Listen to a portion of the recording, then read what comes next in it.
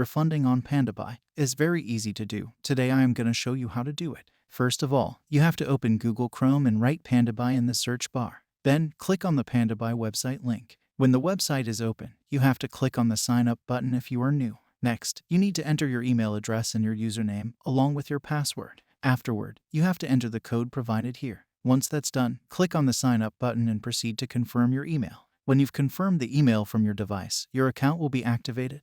Pandabuy is an e-commerce platform that allows users to browse, select, and purchase a wide variety of products online. This platform offers a user-friendly interface that is easy to navigate, making it convenient for users to search for and buy products. First of all, you need to place an order, such as for pizza, etc. Now, if you want to cancel an order, it will appear in your order box. To cancel the order, follow these steps. Click on your profile, then click on the order button. After that, click again on the order, and within this box, your order will be displayed. You have to select the order and then click on the Cancel Order button. Following this, you need to choose your reason for canceling the order. Then, click on the check button and confirm the cancellation by clicking on the Confirm Cancel Order button.